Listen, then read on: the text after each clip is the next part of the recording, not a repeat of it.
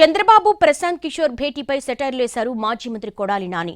ప్రశాంత్ కిషోర్ ను తాము పూర్తిగా వాడేశామని, ఆయన బుర్రలో గుజ్జంతా అయిపోయిందన్నారు. ఆయన ఐపాక్ తో ప్రశాంత్ కిషోర్ కు సంబంధం లేదన్నారు. ప్రశాంత్ కిషోర్ అనేవాడిని 2014లో మేము వాడేశాం. బుర్రలో గుజ్జంతా కూడా అయిపోయింది.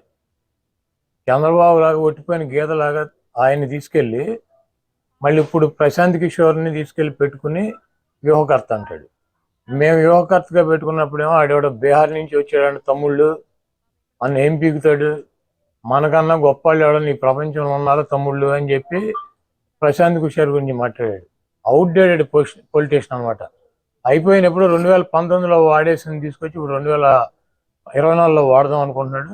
ప్రశాంత్ కిషోర్కి ఐపాక్కి ఏం సంబంధం లేదు. ప్రశాంత్ కిషోర్ వెస్ట్ బెంగాల్ ఎలక్షన్ అయినాక నేను వ్యూహకర్తగా ఉండట్లేదు, నేను తప్పుకున్నాను, నేను ఒక రాజకీయ పార్టీ పెట్టానని చెప్పి బీహార్లో రాజకీయ పార్టీ పెట్టి పాదయాత్ర చేసి ఈరోజు ప్రశాంత్ కిషోర్ మమతా బెనర్జీ మాట్లాడమంటే చంద్రబాబుని ఇండియా కూటమిలో చేరమని చెప్పి అడగటానికి చర్చలు జరపడానికి వచ్చారు.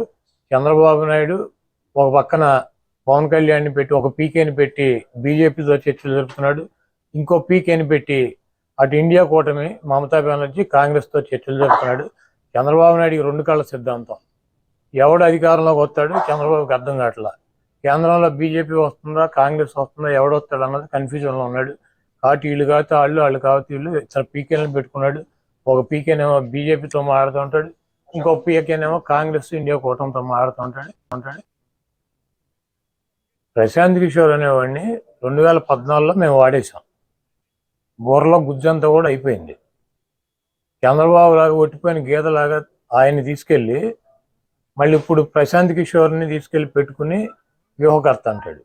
మేము వ్యూహకర్తగా పెట్టుకున్నప్పుడేమో ఆడేవాడు బీహార్ నుంచి వచ్చాడు తమ్ముళ్ళు అన్న ఏం పీకుతాడు, మనకన్నా గొప్ప వాళ్ళు ఎవడో.